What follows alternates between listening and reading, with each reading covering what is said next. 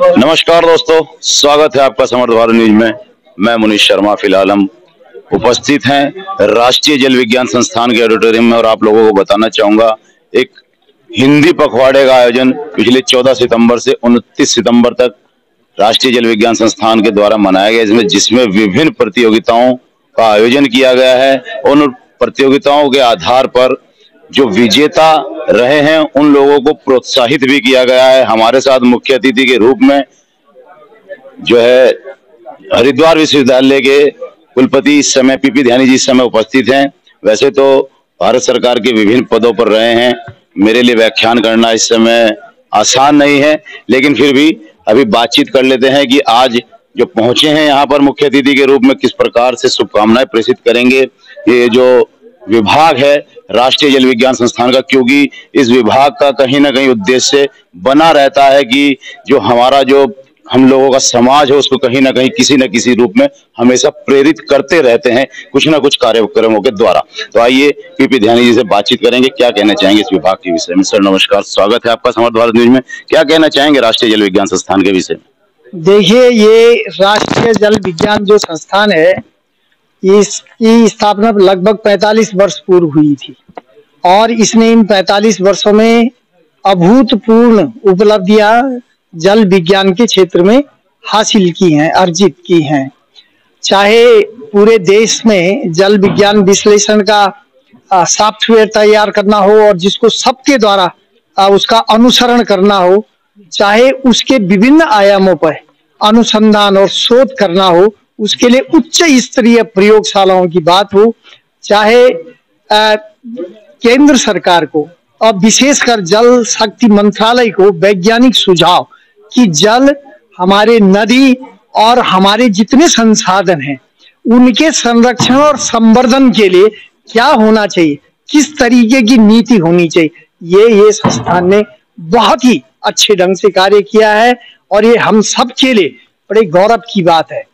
अब आज इन्होंने इस कार्यक्रम में जब हम आए हैं तो इन्होंने हिंदी पखवाड़ा का आयोजन पिछले माह किया, आज समापन समारोह था, लेकिन हिंदी के क्षेत्र में भी इस संस्थान का बहुत ही उत्कृष्ट योगदान है। वो मैं इसलिए कह रहा हूं कि जैसे विज्ञान प्रकृति संबंधित जो कार्य होते हैं वो हिंदी में बहुत कम हुआ करते हैं।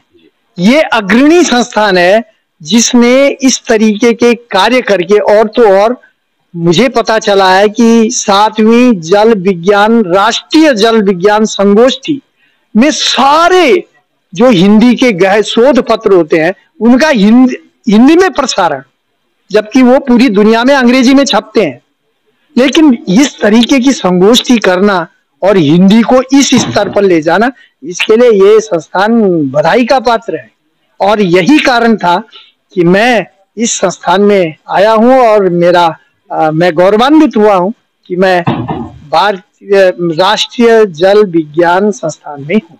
सर एक सवाल लेना चाहूंगा, आप विभिन्न पदों पर रहे हैं, कुलपति रहे हैं, विभिन्न विभागों में कुलपति रहे हैं, आपके द्वारा जो विभिन्न विश्वविद्यालयों में कुलपति रहे हैं, और जिस प्रकार से राष्ट्रीय जल विज्ञान संस्थान ने एक पहल की है कि भाई हिंदी भाषा को प्रोत्साहित किया जाए, कहीं ना कहीं फ्रंट फुट पर लाया जाए कि लोगों के सामने रखा जाए कि भाई कार्यालय में हिंदी का प्रयोग अधिकतम किया जाए। तो और जिस प्रकार के कार्यालय हैं, जैसे विश्वविद्यालय ही मान लीजिए और कार्यालय मान लीजिए, उनके लिए क्या कहना चाहेंगे कि किस प्रकार की प्रेरणा राष्ट्रीय जल विज्ञान संस्थान से लेनी चाहिए? और इसी में एक सवाल और ले लेता हूं कि हिंदी जो हमारी मातृभाषा है हिंदी, तो वो वाकई में हिंदी में ही बात करनी है, हिंदी में ही कार्य करना है, या मिश्रित भाषा, क्योंकि इसमें मिश्रण बहुत है, तो केवल हिंदी की बात चली है या मिश्रित भाषा की बात चली?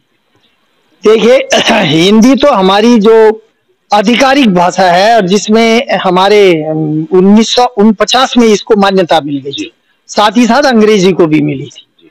तो हिंदी जो हमारी स्थापित भाषा है उसको अब, क्योंकि पूरी दुनिया में अब हिंदी को स्वीकार्य किया गया है, और मैंने ये कहने में मुझे गर्व है कि 175 से ज्यादा विश्वविद्यालयों में अब हिंदी का अध्ययन और अध्यापन कार्य हो रहा है।